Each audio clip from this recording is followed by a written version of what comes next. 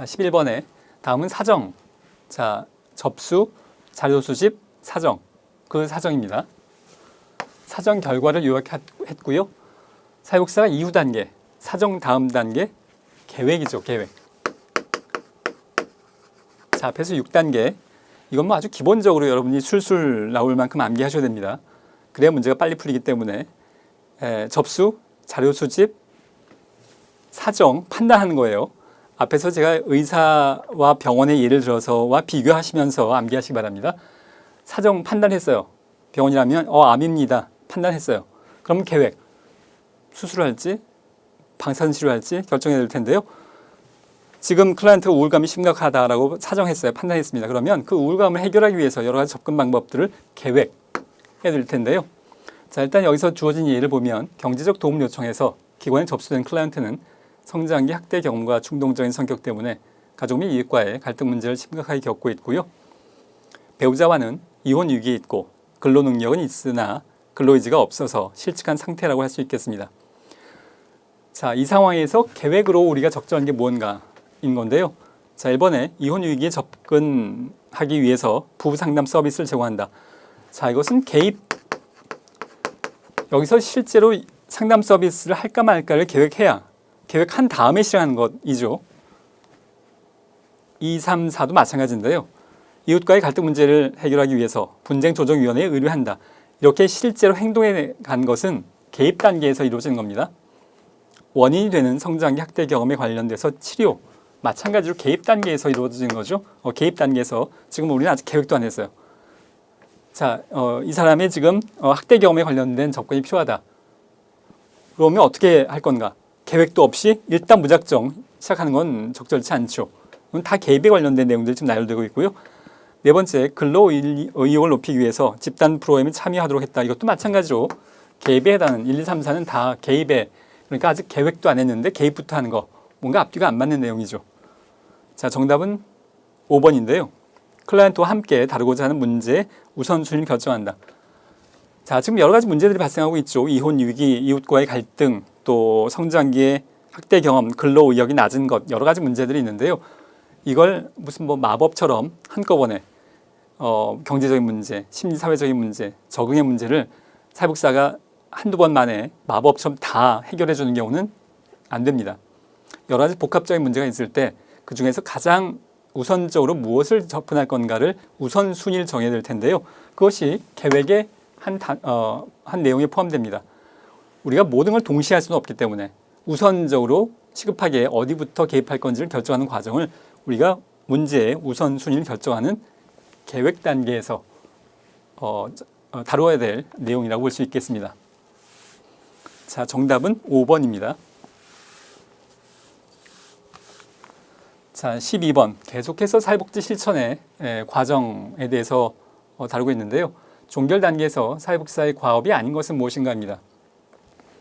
자, 병원을 따지자면 지금 퇴원 즈음인 거예요. 자, 1번에 사후관리 계획을 수립하는 것. 퇴원 이후에 어떻게 할지. 종결하고 나서 종결 이후에 문제가 재발되지 않고 현재의 완화된 증상 또 좋아진 상황들이 계속 유지가 될 수 있도록 하는 것. 사후관리를 어떻게 할지. 그러니까 종결은 일단 하지만 뭐 6개월에 한 번씩 만난다거나 3개월에 한 번씩 만난다거나 전화를 한 번씩 해본다거나 이런 계획이 필요한 것. 종결할 때 필요한 거고요. 성과 유지 전략 확인. 알코올 중독 환자에 대해서 알코올 중독 문제가 많이 해결됐습니다. 근데 재발이 굉장히 빈번하죠. 지금의 성과를 어떻게 유지할 거냐 전략도 확인할 필요가 있겠고요. 필요하다면 다른 기관에 의뢰하는 것도 검토할 필요가 있습니다. 자, 의뢰는 종결에서만 하는 것이 아니라 굉장히 여러 단계에서 의뢰는 가능합니다. 접수 단계에서부터 의뢰도 가능하고요. 실행 단계에서도 의뢰가 가능합니다. 자, 네 번째로 종결 기준 및 목표의 수립인 건데요. 자, 이것은 계획 단계에 해당됩니다. 종결 기준, 종결은 종결이라는 단어가 나오긴 하는데 혼동스럽게 종결의 기준, 그러니까 예를 들자면 과제 중심 모델 같은 경우에는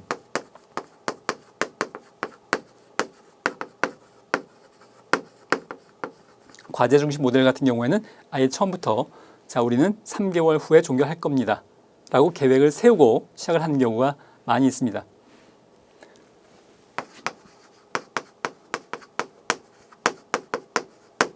클라이언트에 지금 우울감의 문제가 있다면 우울감의 해소, 우울감이 물론 이게 이분법적으로 OX 문제는 아닙니다만 우울감이 우울감 검사 결과 일정 수치 이하로 낮아지면 그땐 우리 종결을 하겠다. 목표 달성됐다고 보고. 그런데 이걸 언제 이렇게 계획을 하냐면 뭐 심리검사 어떤 도구에 50점 이하로 내려가면 근데 이런 내용들은 언제 결정하냐면 실행하기 전에 개입하기 전에 계획 단계에서 우리는 앞으로 이렇게 되면 종결할 겁니다. 라고 사전에 계획되어져야 되죠. 4번의 내용은 과업이 아닌 것은인데요. 종결 기준 및 목표 수립은 종결 단계가 아니라 한참 전에 개입 이전부터 해야 됩니다. 자, 5번에 종결에 대한 정서 다루기. 종결에 대한 정서는 뭐 여러 가지가 복합적일 수 있습니다. 그러니까 문제가 잘 해결됐다면 굉장히 클라이언트의 자부심도 높아졌을 수도 있고 또한 반면에 사회복지사에 대한 의존심이 높아졌을 수도 있고요. 또 문제가 잘 해결되지 않았을 경우엔 뭐 분노의 감정도 있을 수 있겠고 그런 여러 가지 감정들을 종결하기 전에 다루는 것이 필요합니다. 자, 정답은 4번입니다.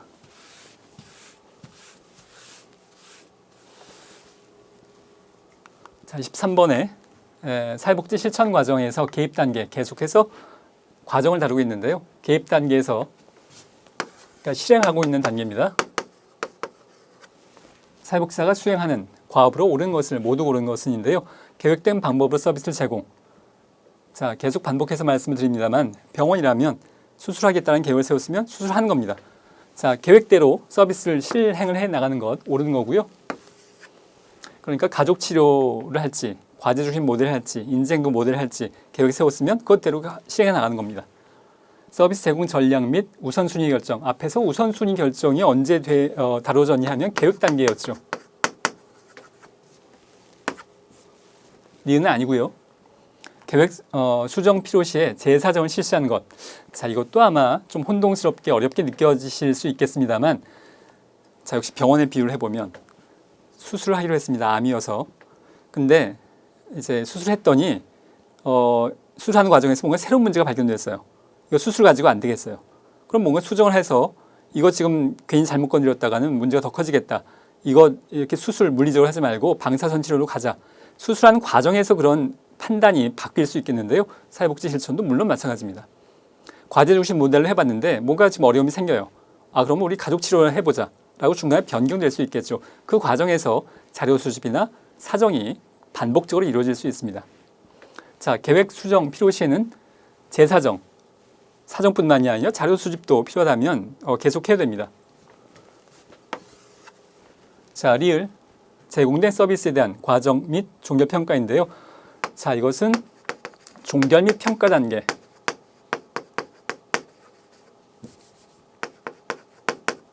종결 및 평가 단계에서 진행할 내용이기 때문에 지금 개입 단계와는 해당하지 않습니다. 정답은 기억과 디귿. 정답은 2번입니다.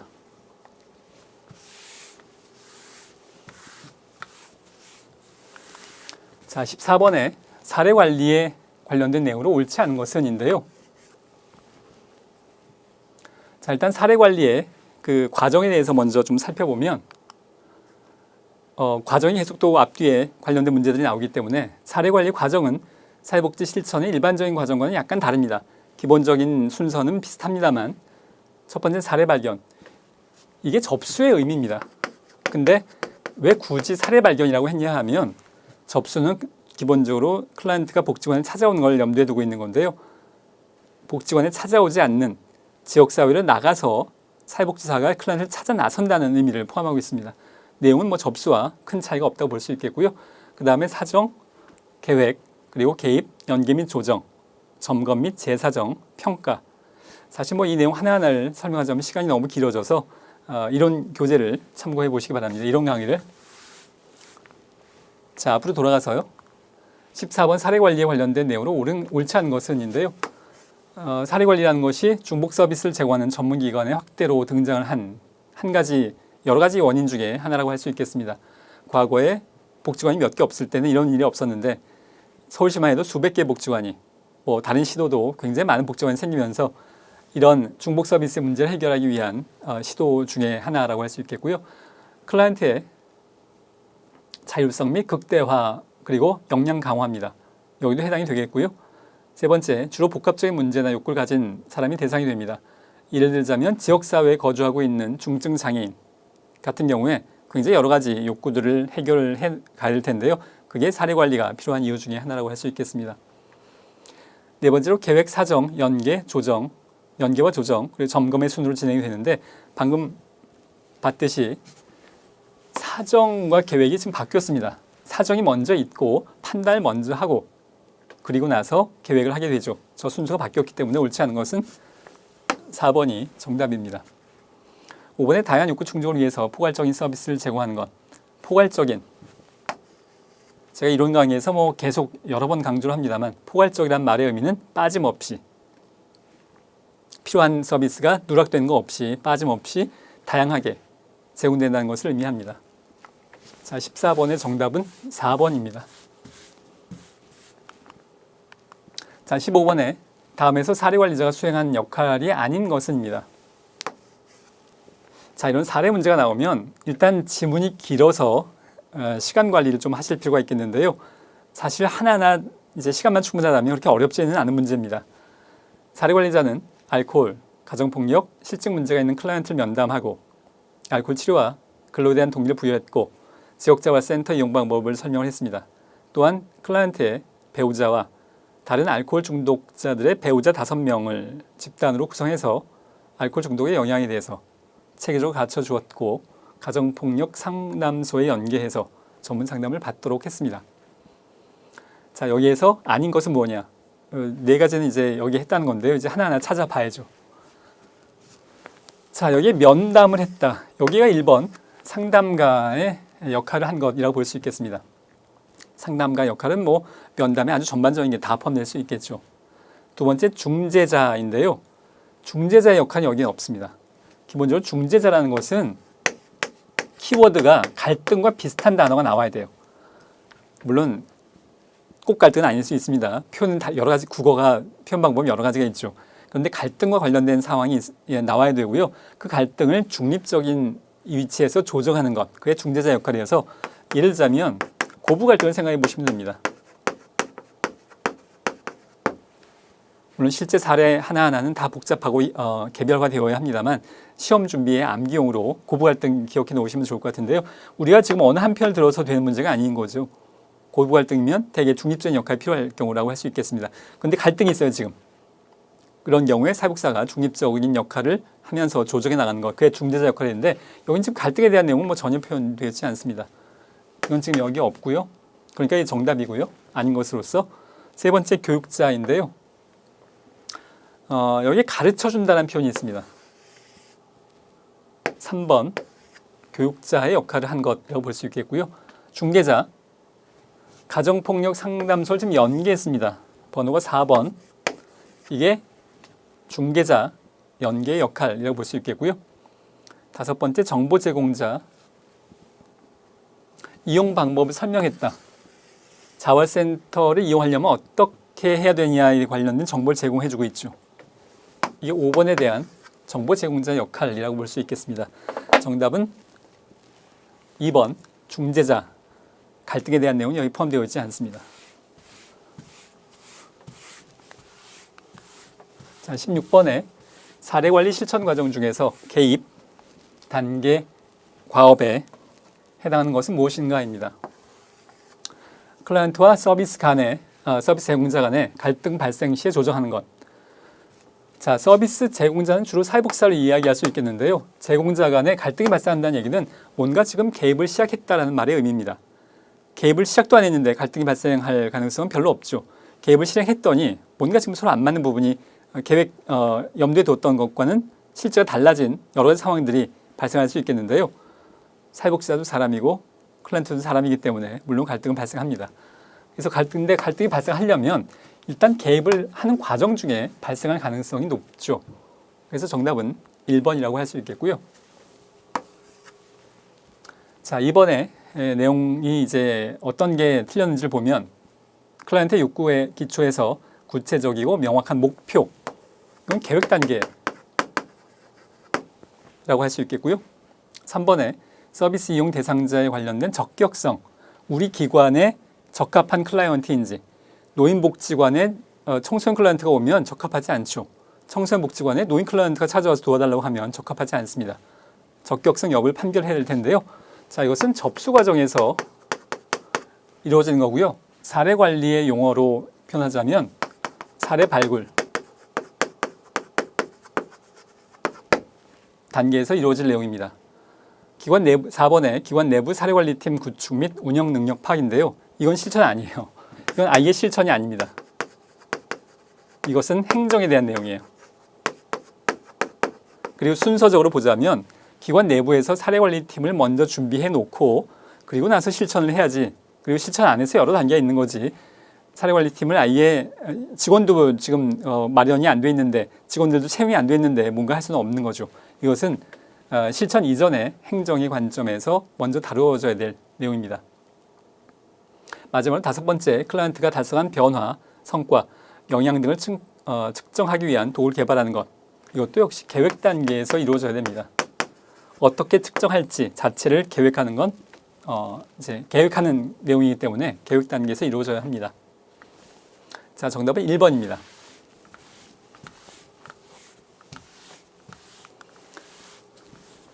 자, 17번에 핑커스와 미나한. 이것도 뭐 매년까지는 아니지만 뭐 한 2년, 3년 만에 꼭 반드시 나오는 문제인데요. 핑커스와 미나한의 4체계 모델에 관련된 설명으로 옳은 것은 일단 4체계 모델 복습을 해보면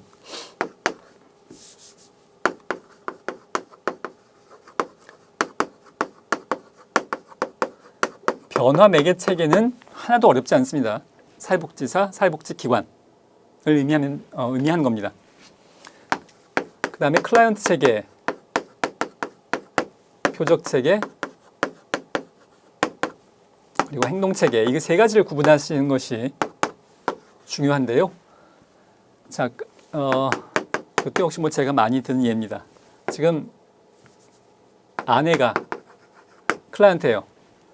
우리 부부 사이가 안 좋아서 어떻게 하면 좋을지 모르겠어요. 이혼을 할지도 모르겠고 어떻게 하면 좋을까요? 지금 도움을 요청한 사람이 아내인데요. 도움을 요청한 사람이 클라이언트예요. 근데 상담을 해보니까 지금 이 부부관계에 문제가 있는 건 물론 지금 도식적으로 시험 위주로 말씀을 드리는 겁니다. 세부적인 내용은 실제로는 굉장히 복잡할 수 있지만 상담을 해보니까 아내가 문제가 아니라 남편이 문제예요. 남편이 알코올 중독입니다. 그럼 변화해야 될 사람은 누구냐 하면 남편이에요. 지금 도움이 필요한 건 아니지만 바뀌어야 될 사람은 누구냐 하면 남편의 알코올 중독이 고쳐져야 될 문제. 알코올 중독 때문에 지금 문제가 많습니다. 그렇다면 아내가 바뀔 게 아니라 남편이 바뀌어야 되죠. 표적 체계는 바뀌어야 될 체계예요. 자, 행동 체계. 표적 체계의 긍정적 변화를 위해서 동원된 체계입니다. 예를 들자면 여러 가지 있을 수 있겠지만 직장 동료, 남편의 직장 동료들이 퇴근 시간만 되면 술 먹자고 해요. 지금 알코올 중독 때문에 부부의 관계가 나빠지고 있는데 직장 동료들이 술 먹자는 얘기를 안 해야 되겠죠. 이 문제를 해결하기 위해서 행동 체계, 남편의 긍정적 변화를 위해서 동원된 체계. 물론 이거 말고도 굉장히 여러 가지가 있을 수 있고요. 케이스의 사례에 따라서 클라이언트 체계나 표정 체계나 행동 체계가 서로 중복될 수도 있습니다. 근데 그 개념을 일단 명확하기 위해서 설명을 드린 내용이고요. 자, 이제 이 내용을 적용을 해보면 자, 이제 보기로 돌아와 보면 1번에 이웃이나 가족 등은 변화 매개 체계. 자, 일단 변화 매개 체계는 복잡하지 않아요. 사회복지사예요. 또는 사회복지 기관입니다. 이웃이나 가족 등은 나머지 세 개 중에 행동 체계. 직장 동료 같은 사람들이죠. 자, 2번에 그러니까 틀린 거고요. 1번.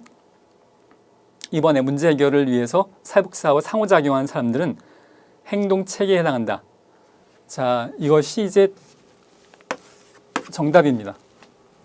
문제 해결을 위해서 사회복지사와 상호작용한 사람들. 지금 문제 해결을 위해서 직장 동료와 사회복지사가 직접 만나서 이야기할 수 있습니다. 그러니까 사회복지사가 직장 동료들에게 직접적인 요청을 할 수 있죠. 문제 해결하는데 제발 술 먹자고 하지 말아달라라고 뭐 직장 고용주를 통해서 할 수도 있고 직장 동료들을 통해서 할 수도 있고 여러 가지 방법이 동원될 수 있겠는데요. 문제 해결을 위해서 남편의 알코올 중독 문제 해결하기 위해서 사회복지사와 상호작용하는 사람들, 직장 동료들, 행동체계에 해당이 됩니다. 자, 3번에 비자발적인 클라이언트는 의뢰 응답 체계. 자, 일단 기본적으로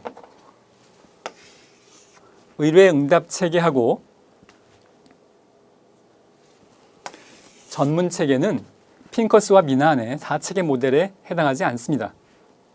이것은 6체계 모델에 나온 내용이기 때문에 이 4체계 모델과는 이제 여기에 해당하지 않습니다. 자, 그래서 3번과 5번도 제외고요. 자, 4번에 목표 달성을 위해서 변화가 필요한 사람들은 변화매개 체계. 자, 이건 아니에요. 사회복지사를 얘기하는 거고요. 목표 달성을 위해서 변화가 필요한 사람, 남편이죠, 남편. 긍정적 변화가 필요한 사람 누구냐면 남편입니다. 이것을 표적 체계라고 하죠.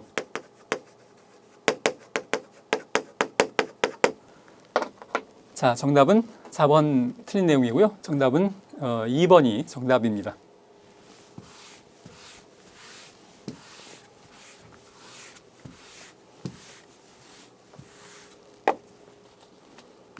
자, 18번으로 넘어가서요.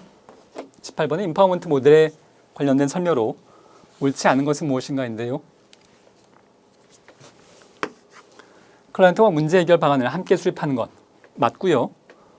개인, 대인관계, 제도적 차원에서 임파워먼트가 이루어지는 것 맞고요. 세 번째, 클라이언트와 협력관계를 확립하는 것 1번과 마찬가지 내용입니다. 중요하고요. 네 번째, 클라이언트의 문제와 부정의 개입에 초점을 둔다. 자, 4번이 정답입니다. 제가 임파워먼트 모델은 기본적으로 사회 구조적인 면을 강조한다고 말씀을 드렸고 이걸 이해하기 위해서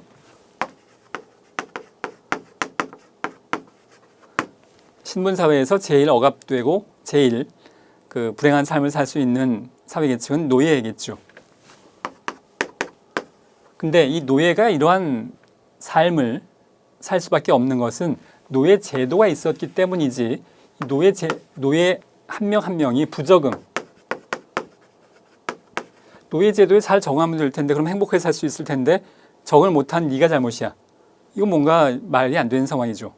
노예 제도를 없애야 될 문제인데 노예한테 너도 노예 제도에 잘 적응하면 너도 행복하게 잘 살 수 있어. 적응해봐. 이건 뭐 도무지 말이 안 되는 상황이죠. 그래서 임파워먼트 모델에선 사회에 억압된 계층 이들이 자신의 삶을 결정할 수 있는 힘을 주도록 하는 것이 권한부여, 역량 강화, 임파워먼트의 내용이기 때문에 클라이언트의 문제와 그것을 개인의 부적응으로 초점 맞추는 것이 아니고 사회 구조의 문제로 보는 겁니다. 정답은 4번이고요. 개입 과정은 대화, 발견, 발달 단계로 진행되는 것. 자, 2번, 5번 문제, 5번에 해당하는 내용들 이거 또 기출 문제 많이 나옵니다. 꼭 여러분 암기하셔야 됩니다.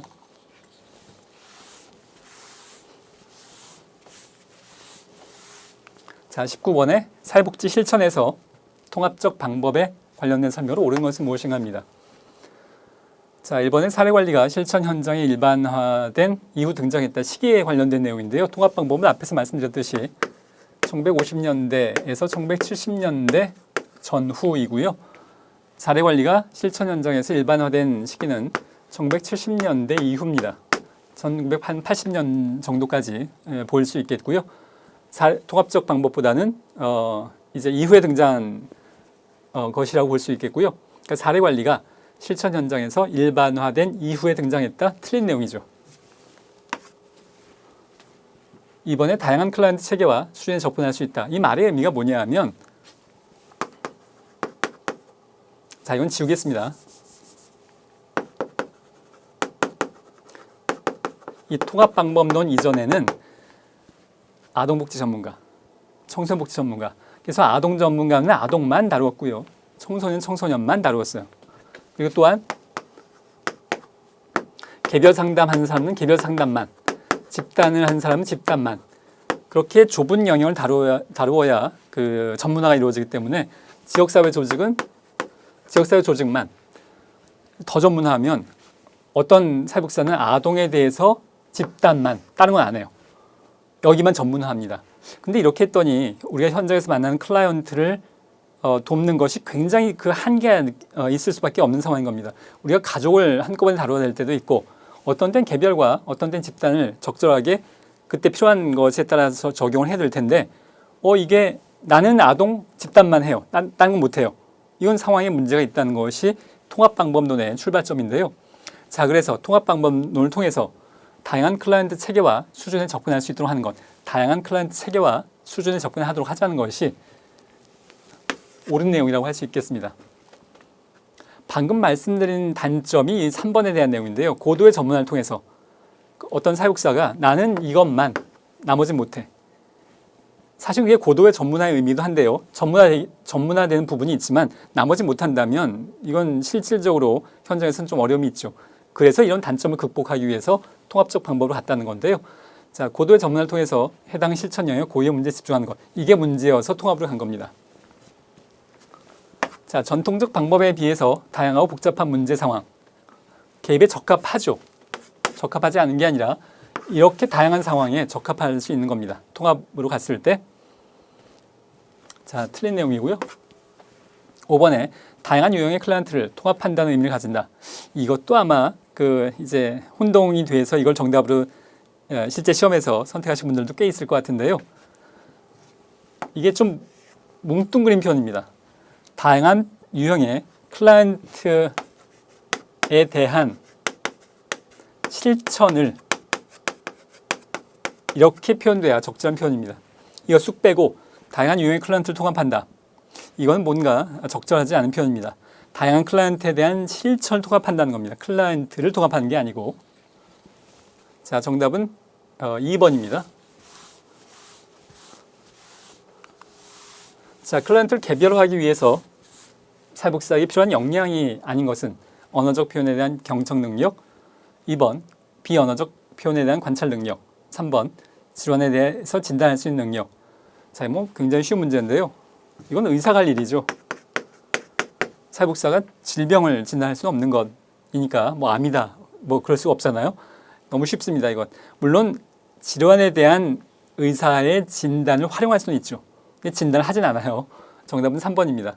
편견과 선입관에 대한 자기인식, 감정을 민감하게 포착할 수 있는 능력 다 필요합니다. 정답은 3번입니다. 자, 21번에 사회복지 실천에서 전문적 관계의 특성에 관련된 설명으로 옳지 않은 겁니다. 후반부로 갈수록 점점 더 쉬워지는데요. 클라이언트 욕구가 중심이 된다. 당연하고요. 시간적 제한을 두는 것. 병원에서도 퇴원을 해야 되죠. 마찬가지로 사회복지 실천 과정에서도 종결이 원칙입니다. 전문가 자신의 정서를 통제하는 관계이다. 그렇고요. 바이스텍의 7대 원칙 중에 통제된 정서적 관여라는 것이 우리 관계 7대 원칙 중에 하나죠. 그게 이 내용입니다. 정서적 관여를 기본적으로 하는데 공감, 감정이입 하는데 너무 몰입하지 말고 객관성을 유지하면서 전문가는 자신의 정서를 통제하는 관계. 안 한다는 아니에요. 하는데 통제한다. 객관성을 유지한다는 말의 의미입니다. 자, 맞고요. 4번 전문가가 설정한 목표 달성을 위해서 형성된다인데요. 자, 이것이 옳지 않습니다. 이 부분은 아주 여러분들이 계속 반복해서 나오기 때문에 전문가가 혼자 설정하는 것, 사회복지사가 혼자 설정하는 것이 아니라 클라이언트와 함께, 클라이언트가 동의하지 않으면 설명도 하고 설득도 하고 가능하면 클라이언트의 동의하에 혼자 결정하지 말고, 물론 여기 혼자 이런 말은 없지만 혼자 한다는 얘기예요. 그래서 틀렸다는 얘기입니다. 자, 5번에 전문가는 전문성에 기반을 둔 권위를 가진다. 이것도 좀 혼동하실 수가 있겠는데요. 여기서 권위를 가진다라는 말의 의미는 긍정적인 의미를 이야기하는 겁니다. 권위적이다, 독재적이다 그 말이 아니고 노벨상은 권위 있는 상이다 라고 했을 때 그게 독재적인 상이다라는 말의 의미는 아니죠. 긍정적인 의미의 권위를 의미합니다.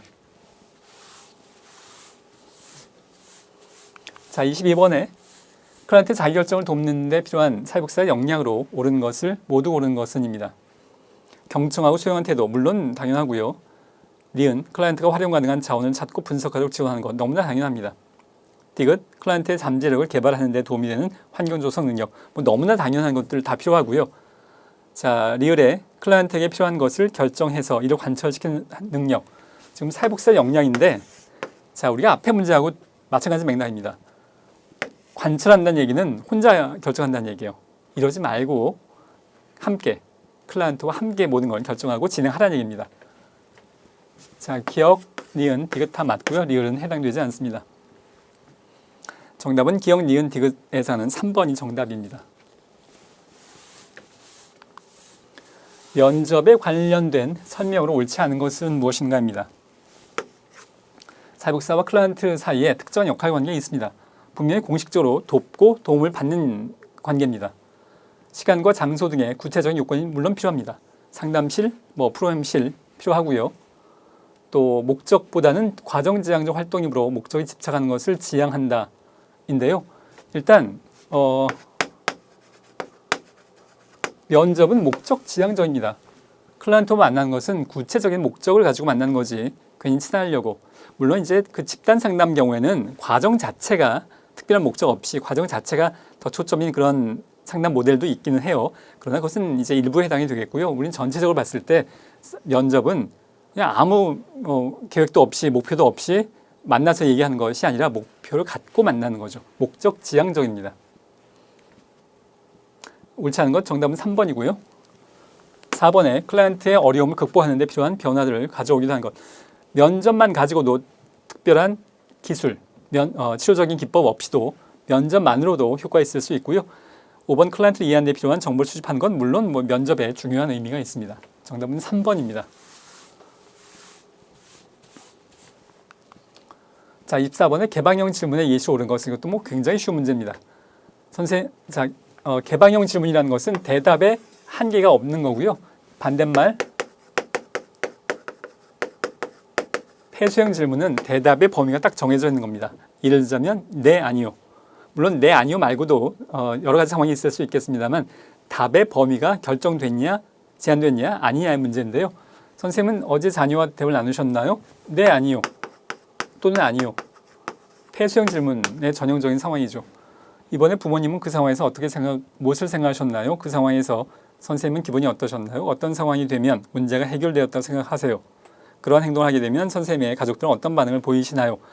다 클라이언트의 대답이 범위가 정해져 있지 않습니다. 정답은 1번입니다. 자, 마지막 문제인데요. 면접을 위한 의사소통 기술 중에서 클라이언트의 혼란스럽고 갈등이 되는 느낌을 가려내서 분명히 해주는 기술은 무엇인가인데, 자, 정답은 4번의 명료화입니다. 그 내용을 좀 더 살펴보면 명료화라는 것은 또는 명확화라는 것은 클라이언트 말 중에서 모호한 점이 발견될 때 클라이언트가 다시 그 점을 질문함으로써 클라이언트로 하여금 그 의미를 명백하게 하는 기술, 클라이언트가 말한 내용을 사회복지사가 잘 이해했는지 확인하는 기법이고, 클라이언트의 사고, 감정, 행동, 현재의 사건과 연결해서 명료하는 기술이라고 할 수 있겠습니다. 정답은 명료화 또는 명확화이고요. 자, 이번 시간 여기까지 하도록 하겠습니다. 수고하셨습니다.